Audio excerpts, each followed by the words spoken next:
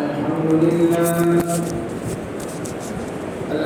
لله نحمده ونستعينه ونستغفره ونؤمن به ونتوكل عليه ونعوذ بالله من شرور أنفسنا ومن سيئات أعمالنا من يهده الله فلا مضل له ومن يضلله فلا هادي له ونشهد أن لا إله إلا الله وحده لا شريك له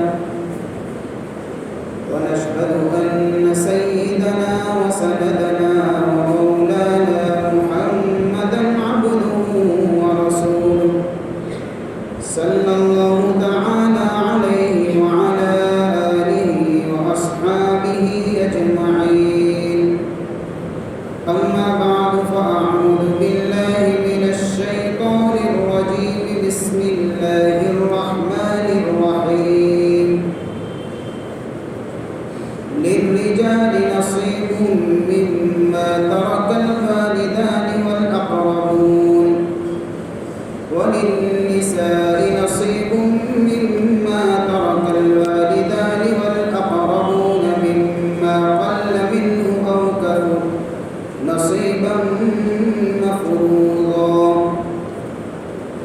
عن أبي هريرة رضي الله تعالى عنه قال قال رسول الله صلى الله عليه وسلم تعلموا الفرائض والقرآن وعلموا الناس فإني مقبول أو كما قال عليه الصلاة والسلام صدق الله مولانا العظيم وصدق رسوله النبي الكريم ونحن على ذلك من الشاهدين والشاكرين والحمد لله رب العالمين.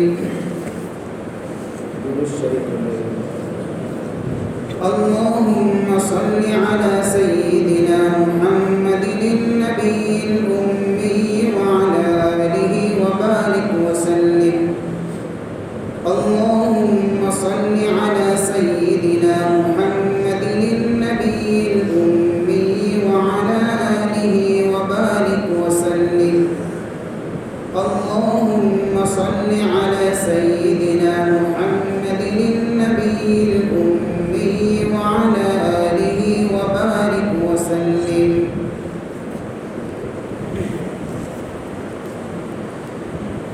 قابل قدر محترم دوست اور بزرگوں، میں نے آپ حضرات کے سامنے 2-3 جمعہ پہلے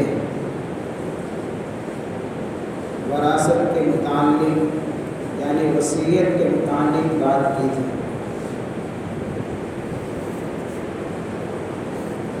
پھر اس کے بعد دوسرا موضوع آ گیا، جس میں سیرت کا بھی موضوع آ گیا، اس لیے اس کے اوپر بات مکمل نہیں ہو پائی. سوچا کہ وراثت کی جو اہمیت ہے اور ایک طرف ہماری جو کمزوریاں ہیں اس کو ہم سمجھنے کی کوشش کریں.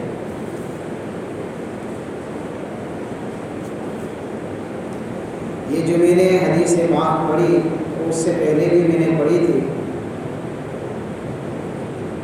کہ اللہ کے نبی صلی اللہ علیہ وسلم نے اس حدیث پاک کے اندر ایک بات بیان فرمائی اور لوگوں کو حکم فرمایا ہے، ترغیب دی ہے، اس کی طرف دعوت دی.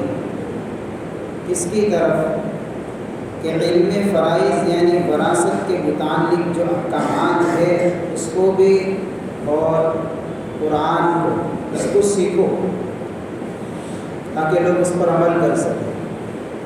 وعلموا الناس اور لوگوں کو بھی سکھاؤ، یعنی وراثت کی اہمیت اور قرآن کی عظمت یہ خود تو سیکھے سمجھے اور اس کو آگے بھی لوگوں تک سمجھائیں بھی اور لوگوں کو سکھائے. اس کا ایک ماحول بنائیے کہ کیوں فإنی مقبوض، اس لیے کہ ہم قریب میں دنیا سے چلا جاؤں گا، میں اپنے رب سے ملوں گا اور یہ مسائل تمہارے سامنے آتے رہیں گے، تم نے سیکھے ہوں گے تو تمہارے لیے ایسے مسائل کے اندر کام کرنا، عمل کرنا آسان ہوگا۔ تو تاکید فرما رہے ہیں حضور، اس کو سیکھو۔ اور ہمارا حال یہ ہے میرے بھائیوں کہ ہمارے سماج اور معاشرے کے اندر جہاں اور طرح کی کمزوریاں پائی جاتی ہے، ان کمزوریوں میں سے ایک کمزوری یہ بھی ہے کہ وراثت کے متعلق انتہائی غفلت برتی جا رہی ہے۔ لوگ اس مسئلے کو سمجھنے کے لیے تیار نہیں ہے کہ یہ ایک اللہ کا فریضہ ہے، یہ کوئی ایسا مسئلہ نہیں ہے کہ اس کو چھوڑ دیں گے تو بات ختم ہو جائے گی، یہ نہیں ہے، یہ فریضہ ہے، اس کے اوپر عمل کرنا ضروری ہے۔ انسان دنیا میں آتا ہے، کیا لے کر آتا ہے؟ خالی ہاتھ آیا تھا؟ کچھ نہیں تھا، چاہے امیر ہو، غریب ہو، شہر کا رہنے والا، دیہات کا رہنے والا، جس پوزیشن میں آیا ہے اسی پوزیشن اور اسی حالت میں جائے گا بھی، وہی کفن کی چادروں کے ساتھ، کچھ بھی نہیں ہوگا اس کے پاس۔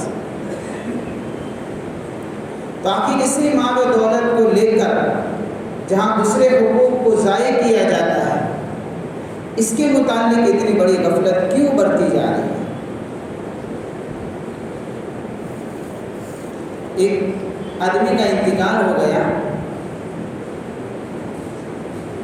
اس نے اپنے بیٹے کو وصیت نہیں کی بلکہ وصیت ہی کی کہ بیٹا جب میرا انتقال ہو جائے تو میں جو موزے پہنتا ہوں پیروں کے اندر، وہ مجھے پہنا کر قبر میں دفن کرنا، اس کو نکالیو مت۔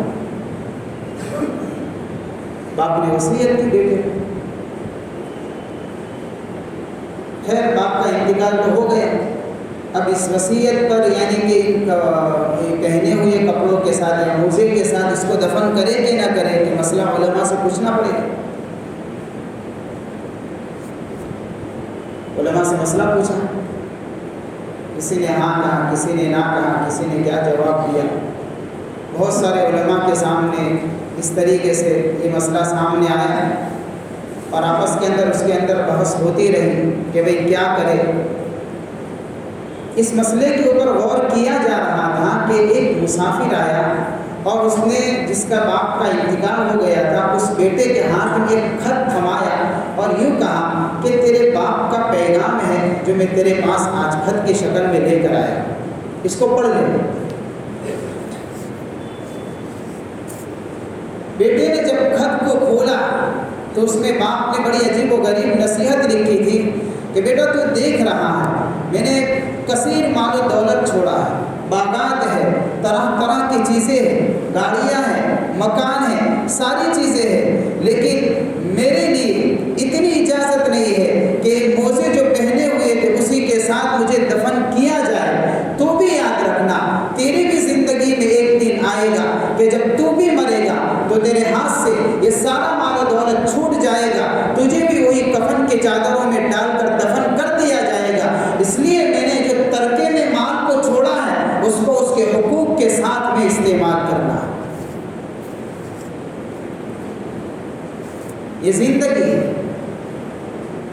ہاتھ میں نہیں آئے گا۔ اس لیے قرآن نے وراثت کے احکام بیان فرمائے۔ عام طور پر وارثوں میں دو طرح کے لوگ ہوتے ہیں، ایک کو عصبہ کہا جاتا ہے، ایک کو ذوی الفروض کہا جاتا ہے۔ یہ ساری کتاب اور یہ ساری ڈیٹیل مسائل کی کتابوں میں لکھی ہوئی موجود ہے۔ یہ تو جس کو ضرورت پیش آئے وہ علماء کرام سے، مفتیان کرام سے رجوع کرے اور اس کے متعلق مسئلے کی تحقیق کرے۔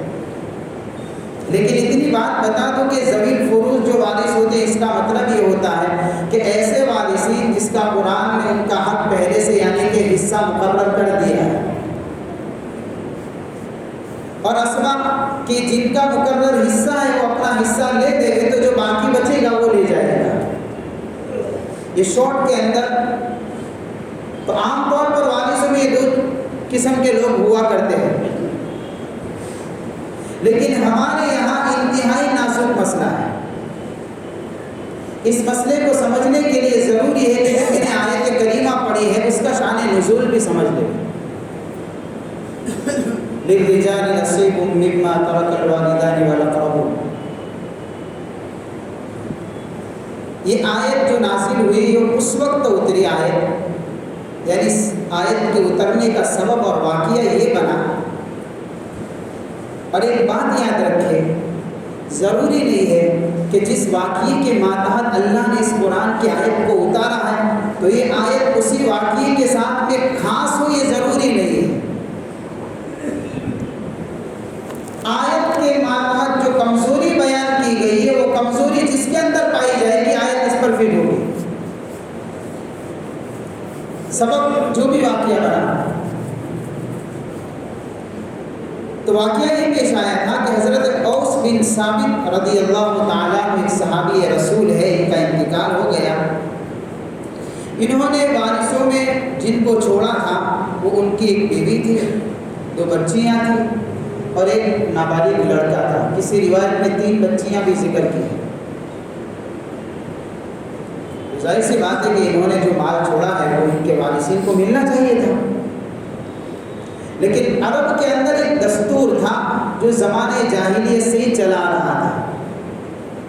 وہ دستور ان کا یہ تھا کہ عورت اور صنف ناسب کو جہاں دوسرے حقوق سے محروم رکھا جاتا تھا وہی وراثت والے حق کے اندر سے بھی اس کا کوئی حصہ نہیں، اس کو نکال دیا جاتا تھا، اس میں اس کا کوئی حصہ نہیں۔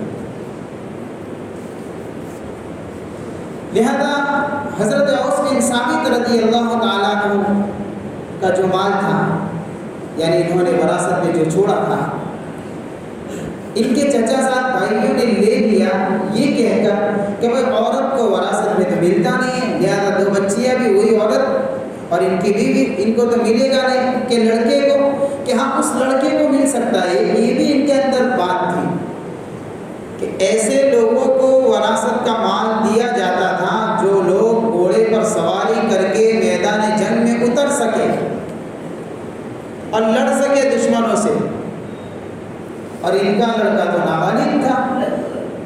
اب یہ نابالغ لڑکا دشمنوں سے کیسے مقابلہ کرے گا؟ لہذا ایسا کوئی بچہ ہوتا تھا تو وہ کہتے تھے کہ بھئی یہ تو دشمنوں سے مقابلہ کر نہیں سکتا ہے، لہذا اس کو بھی وراثت نہیں ملے گی، اس کو کیا کام ہے؟ تو یہ کہہ کر لڑکے کو بھی وراثت سے محروم کر دیا گیا، ان کی 2 بچیوں کو اور ان کی بیوی کو سارا مال ان کے چچا زاد بھائیوں نے لے لیا، قبضہ کر لیا۔ حضرت اوس بن ثابت رضی اللہ تعالیٰ عنہ کی بیوی حضور پاک صلی اللہ علیہ وسلم کی خدمت میں یہ مقدمہ لے کر حاضر کی، دربار رسالت میں پیش کیا گیا مقدمہ۔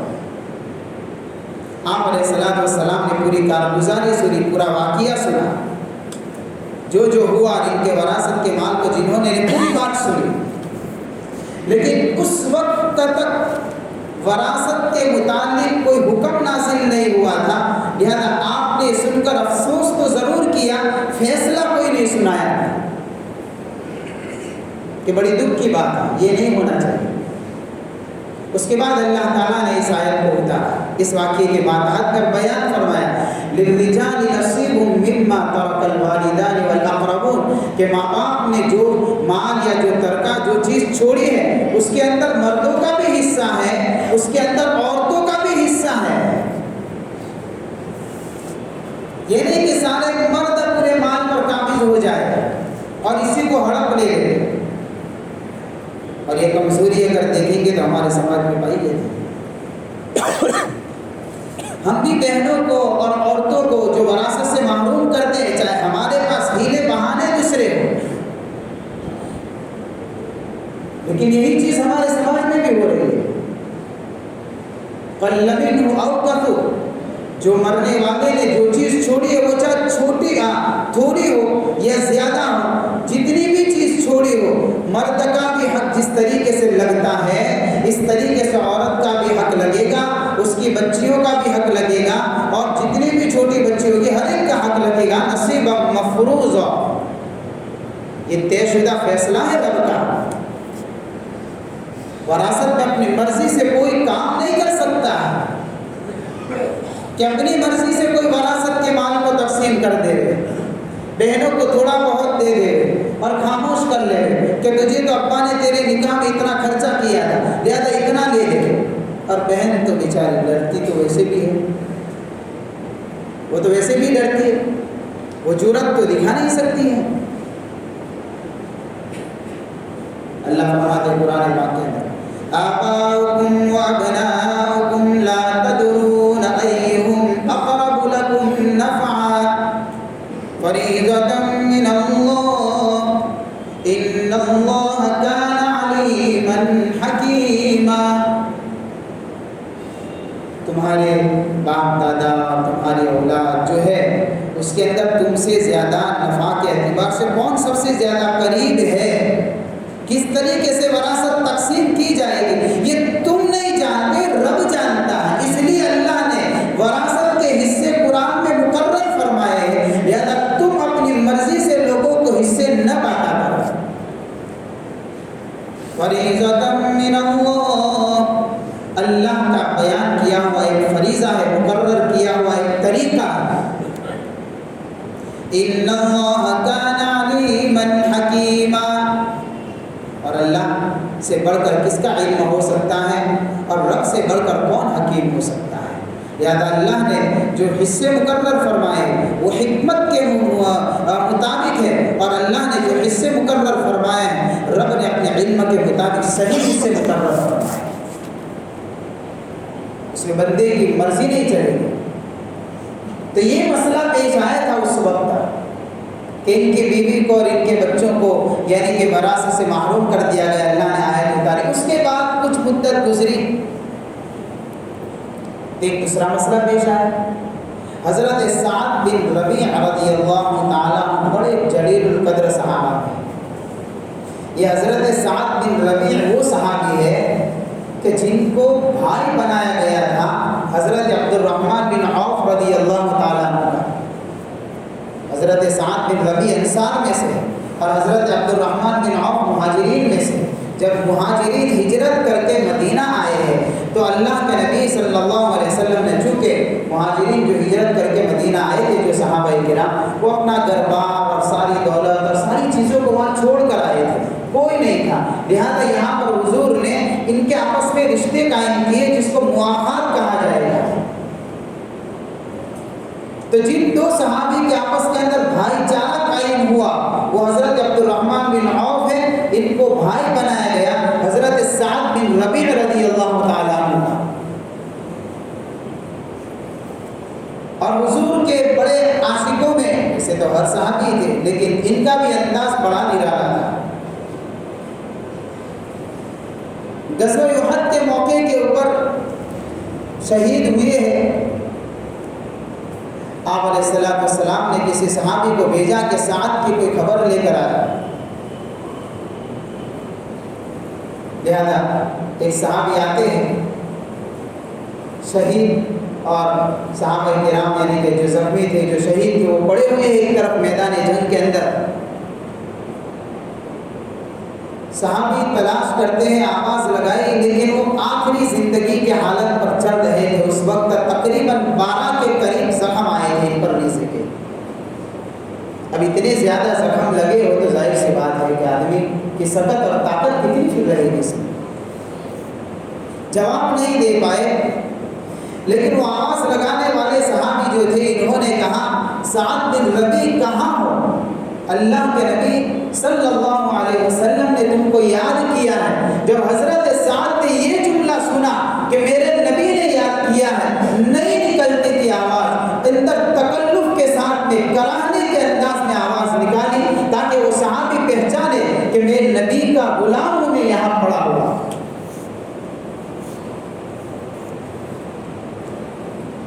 ان کے پاس پہنچے, آخری زندگی کی حالت کی, ایک نصیحت کی ہے اس وقت. خیر بات نکل گئی تو میں بات سنا دیتا. اپنی زندگی کی آخری حالت کے اندر ایک وصیت کی اور یوں کہا, آنے والے صحابی سے یہ یاد رکھو, اگر رسول اللہ صلی اللہ علیہ وسلم شہید ہو گئے تمہارے زندہ ہوتے ہوئے تو یاد رکھنا کل رب کے دربار میں تم منہ دکھانے کے لائق نہیں رہو گے.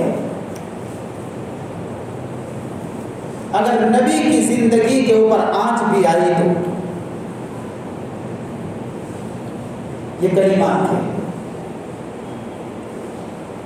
جس طریقے سے میرے بھائی آج ہماری زندگی کا حال یہی ہے کہ اگر نبی کی سنتیں ہماری زندگیوں سے نکل گئی تو یہ سوال ہمارے لیے بھی ہے کہ ہم بھی رب کے دربار میں اور حضور کے سامنے کھڑے ہونے کے لائق نہیں رہیں گے. یہ وہ کلمہ ہے, یہ وہ جملہ ہے, ان کی زبان سے نکلا ہوا آخری جملہ جو ہمارے لیے بہت بڑا سبق لیے ہوئے ہے اس میں. تو خیر یہ تو بات یہ کر رہا تھا کہ حضرت سعد بن ربیع رضی اللہ تعالیٰ عنہ غزوہ احد میں شہید ہوئے. ان کی 2 بچیاں تھیں, یاد ہے ان کے ساتھ میں بھی یہی مسئلہ پیش آیا. مال ان کے خاندان کے مردوں نے لے لیا, بچیوں کو نہیں ملا. یہ مقدمہ بھی حضور کی خدمت میں پہنچا ہے. اس وقت اللہ نے پھر حصوں والی جو آیتیں ہیں یوصیکم اللہ فی اولادکم للذکر مثل حظ الانثیین, یہ پورے تفصیل سے وراثت کے احکام نازل فرمائے کہ وراثت کو تقسیم کرنے کے اصول کیا ہے, اس کا قانون کیا ہے, کس طریقے سے وراثت والے مال کو تقسیم کیا جائے گا. اس میں بندے کی مرضی نہیں چلے گی. بہت سی مرتبہ آدمی کے اندر یہ غلط فہمی ہوتی ہے کہ بھئی ماں باپ بوڑھے ہو گئے, 3-4 لڑکے ہیں, ایک ہی لڑکا خدمت کر رہا ہے, ایک ہی لڑکے کے یہاں ماں باپ رہتے ہیں. خیر خدمت کا جو موقع تھا کر لیا, ماں باپ دنیا سے چلے گئے. اب وراثت کا مسئلہ آیا کہ جس لڑکے نے خدمت کی ہے وہ دعویٰ کرتا ہے کہ بھئی امی ابا کی خدمت تو میں نے کی ہے, لہٰذا وراثت میں سے مجھے اتنا زیادہ ملنا چاہیے. یہ مسائل پیش آتے ہیں. تو خدمت کا تعلق وراثت والے مال سے ہے ہی نہیں, اس کا تعلق تو اجر اور ثواب سے رکھتا ہے. اگر کسی نے خدمت کی ہے تو اس کی سعادت مندی ہے, اس کو تو اللہ کا شکر ادا کرنا چاہیے کہ اللہ نے اس کو ماں باپ کی خدمت کا موقع دیا, اور ماں باپ کے احسانات کو دیکھتے ہوئے خوشی سے یہ خدمت کرنی چاہیے, نہ یہ کہ خدمت کے بدل کو وصول کیا جائے وراثت کے مال میں سے. حضرت عبداللہ بن عمر رضی اللہ تعالیٰ عنہ غالباً ان کی خدمت میں ایک آدمی آتا ہے اور اس نے آ کر مسئلہ پوچھا, ایک بات پوچھی کہ حضرت میں نے میری ماں کو میرے کندھوں پر خراسان سے بٹھایا, مکہ تک لایا, حج کروایا, میرے کندھوں پر بٹھا کر حج کروایا. مینا میں جانے کی ضرورت پڑی, مزدلفہ میں جانے کی ضرورت پڑی, عرفہ میں جانے کی, یعنی کہ جو حج کے ارکان ہیں, ہر رکن میرے کندھوں پر بٹھا کر میری ماں کے ادا کروایا. طواف بھی میرے کندھے پر بٹھا کر کروایا. کیا میں نے میری ماں کی خدمت کا حق ادا کیا؟ تو جواب سنیے ذرا. حضرت عبداللہ بن عمر رضی اللہ تعالیٰ عنہ فرماتے ہیں کہ تیری پیدائش کے وقت تیری ماں کے منہ سے جو آہیں نکلی تھی, ان آہوں میں سے ایک آہ کا بدل بھی ابھی تو پورا نہیں ہوا ہے. ایک آہ کا بدل بھی ابھی تو پورا نہیں ہوا. تو خدمت کا مسئلہ پوچھنے آیا ہے. یہ ماں باپ, لیکن جانے کے بعد کیا مسئلہ ہے, یہ حالات پیش آتے ہیں. بہت سی مرتبہ کیا ہوتا ہے, باپ کے ساتھ میں کوئی ایک بھائی کاروبار کے اندر شریک ہے, یہ مسئلہ بھی پیش آتا ہے. اب باپ کی دکان ہے, باپ کی محنت ہے, باپ کی پراپرٹی ہے, باپ نے اپنے بیٹے کو اپنے ساتھ خدمت کے لیے, کام کے لیے رکھا. اب خدمت تو اور کام جو کرنا تھا, دکان کے متعلق سارا کام کیا, پیسہ بنایا, اس طریقے سے یعنی کہ کاروبار کو آگے بڑھایا, جو یعنی ہوتا ہے کیا. ایک وقت آیا کہ باپ کا انتقال ہو گیا. اب 3-4 بھائی ہیں. اب ایک بیٹا کہتا ہے کہ باپ کے ساتھ میں نے کام کیا ہے, لہذا یہ تو میرا ہے, یہ یہ غلط ہے۔ مال تو باپ کا ہے، مال تیرا نہیں ہے، تو صرف بطور خدمت کے تھا باپ کے ساتھ میں، بطور کام کرنے کے لیے تھا۔ یعنی تیرے کام کرنے کی وجہ سے باپ کی پراپرٹی پر تیرا حق نہیں بنتا، سارے وارثوں کے حقوق ہوں گے۔ لیکن آج اسی طریقے سے دوسرے ورثاء کو وراثت سے محروم کر دیا جاتا ہے۔ اس لیے میرے بھائی بہت نازک مسائل ہیں، یہ تو میں نے ایک دو مثالیں دی، اگر ہم دیکھیں گے ہمارے سماج اور معاشرے کے اندر ایسے ہزاروں مثال کھل کر سامنے آئے گی۔ اس لیے وراثت کے مسئلے پر ایک دم چوکن نہ رہے، اس کو ایک فریضہ سمجھے، یہ اللہ کا حق ہے، یہ اللہ کی بیان کی ہوئی حدود ہے۔ تلک حدود اللہ، اللہ نے بیان فرمایا اخیر کے اندر، جہاں وراثت کے احکام بیان فرمایا، اخیر میں اللہ کیا فرماتے ہیں؟ تلک حدود اللہ ومن یطع اللہ ورسولہ یدخلہ جنات تجری من تحتها الانہار خالدین فیہا۔ یعنی وراثت کے احکام اور اس کے اوپر جتنے بھی احکامات بیان کیے گئے سارے احکام یہ اللہ کی بیان کی ہوئی حدود ہے، ایک حد مقرر فرمائی ہے، یہ ایک حدود کی پابندی ضروری ہے۔ جو اللہ کی مان کر چلے گا اور ان حدود کی حفاظت کرے گا، جو رسول اللہ کی مان کر چلے گا اور حدود کے دائرے میں رہتے ہوئے کام کرے گا، وہ قانون کو سمجھے گا اصل طریقے سے جو شریعت کا قانون ہے، تو کیا ملے گا؟ اللہ فرماتے اللہ اس کو جنت کا داخلہ نصیب فرمائیں گے، اور ایسی باغات اور ایسی جنت میں داخل فرمائیں گے جن کے نیچے سے نہریں جاری ہوگی، وہاں رہنا اس کا ہمیشہ کے لیے ہوگا۔ وَذَلِكَ الْفَوْزُ الْعَظِيمُ، اس سے بڑی کامیابی کوئی نہیں ہے۔ یہ انعام ہے، وراثت والے قانون پر عمل کرنے کا یہ انعام ہے کہ اللہ جنت کا داخلہ نصیب فرمائیں گے۔ اور وَمَن يَعْصِ اللَّهَ وَرَسُولَهُ، پھر آگے اللہ نے بیان کر جو اللہ کی نافرمانی کرے گا، رسول اللہ کی نافرمانی کرے گا، کس طریقے سے کہ اللہ کے بیان کیے ہوئے حدود کو توڑے گا، اس کے دائرے سے باہر رہ کر اپنا قانون چلائے گا، اپنی مرضی چلائے گا، وارثوں کے حقوق کو مارے گا، تو اللہ کیا فرماتے ہیں کہ اس کو ایسی جہنم میں داخل کیا جائے گا جس میں ہمیشہ ہمیشہ اس کے لیے رہنا ہوگا اور اس کے لیے ذلت والا عذاب ہوگا۔ یہ وعید ہے میرے بھائی، یہ سزا ہے کہ جہاں وارثوں کے حقوق کو مارا جائے گا، تو مال تو آج ہے بھائی،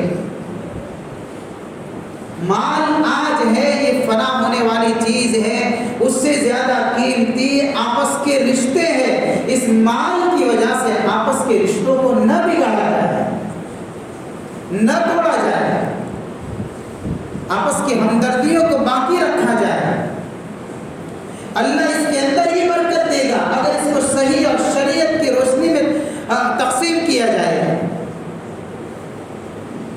اور اس سلسلے میں ایک بات یاد رکھے، مرنے والا مر کر چلا گیا تو سیدھی وراثت نہیں ہے، اور بھی حقوق ہے اس میں، پہلے اس کو پورا کیا جائے گا، وراثت کا نمبر اخیر میں آتا ہے۔ اس کے کفن دفن کا خرچہ ہے، قبر کھودنے کا خرچہ ہے، سب مرنے والے کے مال میں سے پہلے دیا جائے گا۔ پھر کوئی یعنی کہ اس کے اوپر قرضہ ہے تو قرضے کو ادا کرنا پڑے گا، ضروری۔ نماز قضا ہو گئی، فدیہ دینا لازمی، روزے قضا ہو گئے، فدیہ دینا پڑے گا، زکاتیں چھوٹی ہوئی، زکات ادا کرنی پڑے گی، فرائض معاف نہیں ہے، یہ تو ادا کرنے پڑیں گے۔ اور قرضے کے متعلق تو بڑا حساس مسئلہ ہے، روایتوں میں آتا ہے اللہ کے نبی صلی اللہ علیہ وسلم نے ارشاد فرمایا کہ جب آپ کی خدمت کے اندر جب کوئی جنازہ لایا جاتا تھا، ذرا دیکھیے تھوڑی دیر کے لیے غور کریں، تو حضور پاک صلی اللہ علیہ وسلم پوچھتے کہ بھئی تمہارے مرنے والے بھائی کے اوپر کوئی قرضہ ہے؟ اگر قرضہ نہ ہوتا تو حضور اس کی جنازہ کی نماز پڑھاتے، اور اگر کوئی قرضہ ہوتا اور اس کے قرضے کی ادائیگی کی کوئی شکل نہ ہوتی، کوئی انتظام نہ ہوتا، وہ اس قرضے کی ادائیگی کی ذمہ داری قبول نہ کرتا تو آپ علیہ السلام صحابہ سے فرما دیتے تم خود ہی پڑھ لو اپنے بھائی کے جنازے کی نماز، یعنی میں نہیں پڑھتا تمہارے سے۔ حضور نے ایسے آدمی کی جنازہ کی نماز بھی نہیں پڑھی۔ قرضے کے بارے میں اتنا یہ حساس مسئلہ ہے۔ آج ہمارے زندوں پر بھی قرضے اور اسی حال میں ہم چلے بھی جاتے ہیں، اس کی ادائیگی کی فکر نہیں۔ لاکھوں روپیوں کا بوجھ دوسروں کا ہمارے سر پڑا ہوا ہے۔ روایت میں آتا ہے اللہ کے نبی صلی اللہ علیہ وسلم نے ارشاد فرمایا شہادت بڑا رتبہ ہے، بڑا درجہ ہے۔ شہید کی اللہ مغفرت فرما دیتے ہیں۔ جو اللہ کے راستے میں شہید ہو گیا اللہ تعالیٰ اس کا خون کا قطرہ زمین پر گرنے سے پہلے اس کے لیے مغفرت کا اعلان فرماتے ہیں۔ لیکن روایتوں میں آتا ہے کہ اگر کوئی شہید ہوا اور اس کے اوپر کسی کا قرض ہے اس کے قرض کا گناہ اللہ معاف نہیں کرتا، قرض معاف نہیں ہوگا۔ یعنی اتنی بڑی فضیلت کے باوجود بھی اس کے ذمہ قرض باقی رہے گا۔ اور دوسری روایت میں آیا حضور پاک صلی اللہ علیہ وسلم نے ارشاد فرمایا جب کسی آدمی کا انتقال ہو جائے اور اس کے ذمہ قرضہ اور اس نے وہ قرض ادا نہیں کیا تو کیا ہوگا؟ اس قرض کی بھرپائی تو کی جائے گی، یہ بات طے ہے بھائی۔ اس لیے کہ حضور کا فرمان ہے قرض کی وصولی تو ہوگی ہی۔ اب اس کے وصول کے دو راستے، ایک راستہ تو یہ ہے کہ جیتے جی قرض ادا کر دے، مسئلہ ختم، معاملہ نہیں بٹ گیا۔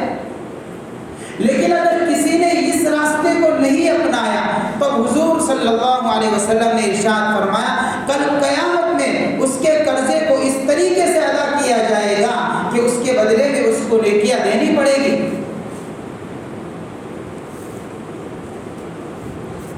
نیکیاں دے کر بھی قرضہ پورا کرنا پڑے گا، اس لیے کہ آخرت میں یہ کرنسی نہیں چلتی، یہ دنیا کی کرنسی جو یہاں چلے گی۔ آخرت کی کرنسی وہ اعمال ہے، جو بھی مسئلہ ہوگا وہ اعمال کو دیکھتے ہوئے حل کیا جائے گا۔ جب اتنا نازک مسئلہ، ایک روایت میں آیا حضور پاک صلی اللہ علیہ وسلم نے ارشاد، کئی روایت موجود ہے اس کے متعلق، حضور پاک صلی اللہ علیہ وسلم نے ارشاد فرمایا کہ کوئی قرض لے اور اس نیت سے لے کہ میں اس کو ادا کر دوں گا تو جتنا بھی بڑا قرضہ ہوگا اللہ اس کی ادائیگی کے راستے نکالے گا، اس کے لیے راستہ ہے، نکل جائے، ادا ہو جائے گا۔ لیکن نیت ہونی چاہیے کہ میں واپس کروں گا۔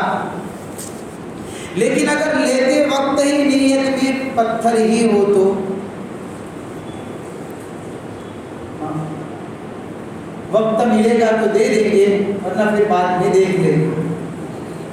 آج لوگ قرض دیتے ہوئے اس لیے ڈرتے، جبکہ قرض دینا بڑی نیکی کا کام ہے، بڑا ثواب کا کام، لیکن لوگ دیتے کیوں نہیں ہے قرض؟ اس لیے کہ ہمارے آپس کے اندر یہ امانت داری باقی نہیں ہے، یہ چیز باقی نہیں ہے۔ لہٰذا کوئی 5-10 روپے بھی بطور قرض کے دے گا تو سوچے گا، وہ پھر وہ راستہ نکالتا ہے کہ بھائی غریب ہے تو صدقہ دے دے، اس کو قرضہ مت دو، اس لیے کہ واپس نہیں کرے گا۔ اور آج قرض کے متعلق تو اتنی بڑی سستی اور غفلت برتی جاتی ہے کہ مالدار ہونے کے باوجود بھی قرض نہیں ادا کرتا، سہولتیں پھر بھی نہیں دے رہا۔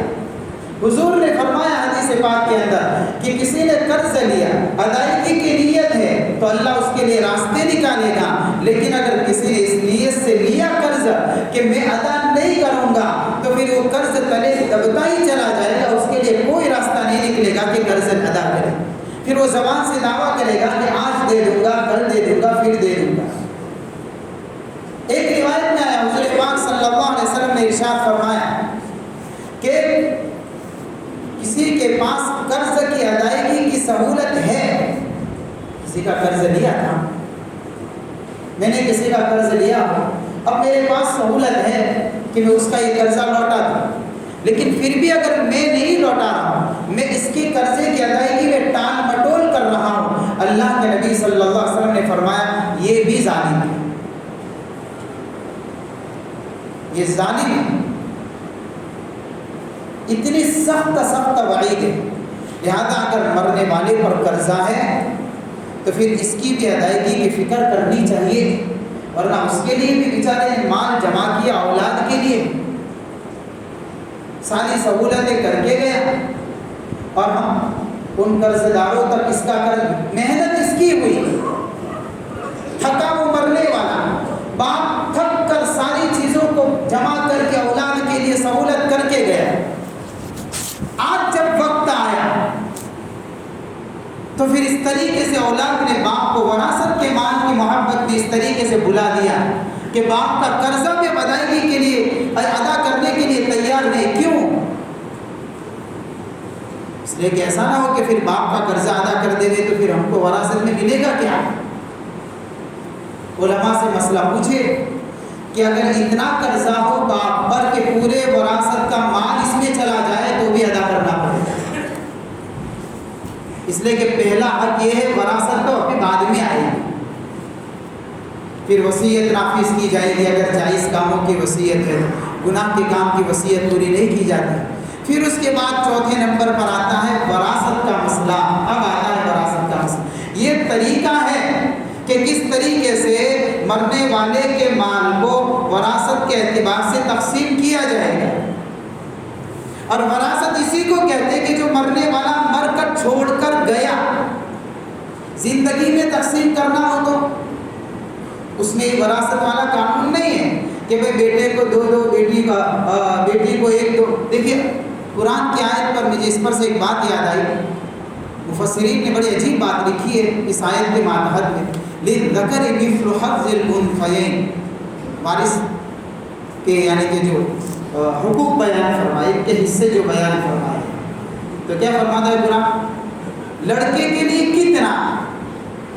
تو قرآن نے یہ نہیں کہا لڑکے کے لیے اتنا، بلکہ قرآن کیا کہتا ہے کہ لڑکے کے لیے کتنا یہ دیکھنا ہے، تو یہ دیکھو کہ لڑکی کے دو لڑکیوں کے لیے کتنا، یہ دیکھو، یعنی حصہ کس کا بیان کر رہا ہے قرآن؟ لڑکیوں کا، کہ جب تک لڑکیوں کا حصہ نہیں دیکھیں گے لڑکے کا حصہ پتہ نہیں چلے گا۔ لِلذَّكَرِ مِثْلُ حَظِّ الْأُنثَيَيْنِ، لڑکے کے لیے دو لڑکی کے حصے کے برابر ہے، لہذا پہلے اس کا حصہ نکالو، پتہ چلا عورت کے اور لڑکی کا حصہ رکھا جائے گا سامنے تو پتہ چلے گا کہ تجھے بھی کتنا ملے گا، تیرا حصہ بھی اس کے دینے پر موقوف ہے، تیرا بھی حصہ لڑکی کو دینے پر موقوف ہے۔ اس لیے کہ قرآن نے اسی لیے لڑکی کا حصہ بیان فرمایا ہے کہ پہلے اس کا حصہ دیکھو بعد میں تجھے ملے گا۔ لیکن محروم کس کو کیا جاتا ہے؟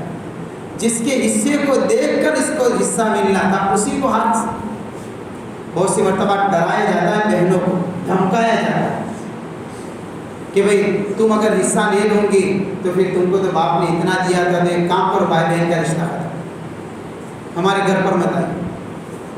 یہ عجیب و غریب حال ہو چکا ہے میرے بھائی، ہمارا حال تو دیکھیے یہ کہاں تک مسئلہ ہے، عدالتوں کے چکر کاٹے جاتے ہیں، اس کے اندر شریعت نے سیدھا سادہ بالکل آسان طریقہ ہم کو سکھایا، وہ طریقہ ہمیں سمجھ میں نہیں آیا، اب اختلاف ہوتا ہے، لڑائی روایت میں آتا ہے، ایک وقت آئے گا کہ دو آدمی آپس کے اندر وراثت کے اندر جھگڑیں گے، لڑائی کریں گے، اور پتہ نہیں کیا سے کیا کریں گے، ایسا اختلاف کریں گے، اور ان کے مسئلے کو سلجھانے کے لیے کوئی ملے گا کہ ان کا مسئلہ سلجھا دے۔ تو ہم بھی وراثت والے مسئلے کو اس طریقے سے یعنی کہ اس کے اندر الجھاتے اس طریقے سے الجھاتے ہیں کہ آخر کے اندر پھر جاتے ہیں عدالت کے اندر، اور ہوتا کیا ہے کہ کورٹ اور عدالت کے دھکے کھا کر باپ نے وراثت کے اندر جو مال چھوڑا تھا یہ سارا کا سارا مال وکیلوں کے فیس میں جاتا ہے، جب معاملہ اور فیصلہ آخر کے اندر نتیجے پر پہنچ کر سامنے آتا ہے تو پھر کچھ بچا ہوا نظر نہیں آتا، پھر نظر نہیں آتا، پھر کیا ہوا کہ جس کے لیے لڑے تھے وہ ہاتھ سے تو چلی گئی، اب کھڑے رہے، دشمنی یا مفت کی مول لیا، اس کے اندر ہمیشہ کی عداوتیں باقی رہ گئی، یہ حال ہے ہمارا۔ اس لیے میرے بھائی اس مسئلے کی نزاکت کو سمجھیں، کسی کا انتقال ہو جائے، لہذا بیٹیوں کو بیٹوں کو اگر مرنے والے نے بیوی چھوڑی ہے تو اس کی بیوی کو اس کے حقوق کے مطابق جو حصہ آتا ہو کسی مفتی سے کسی عالم سے کسی سے یعنی کہ جو اس وراثت کے متعلق جو مکمل یعنی کہ جو علماء کرام علم رکھتے جو مفتیان کرام ان سے رجوع کرے اور اپنے مسائل کا حل ان سے نکلوائے اور آپس میں بیٹھ کر رشتے بھی خراب نہ ہوں آپس کی محبتیں باقی رہے باپ نے یا مرنے والے نے جو مال چھوڑا ہے آپس میں تقسیم کر کے لے لیجئے یہ اللہ کا گفٹ ہے یہ اللہ کا انعام ہے اللہ نے بغیر محنت کے عطا فرمایا ہے لہذا اس انعام کے اوپر اختلاف کرنا یہ ہماری نادانی کہی جائے گی اور ہماری کم علمی کہی جائے گی ہماری محنت سے نہیں ملا یہ باپ کی محنت سے ملا ہم تو بغیر محنت کے اب لینے والے بن رہے لہذا جو چیز بغیر محنت کے ملے اس کو آپس میں تقسیم کرنا چاہیے شریعت کے اصول کے مطابق خیر اللہ تعالی ہم سب کو صحیح سمجھ عطا فرمائے اور عمل کرنے کی توفیق عطا فرمائے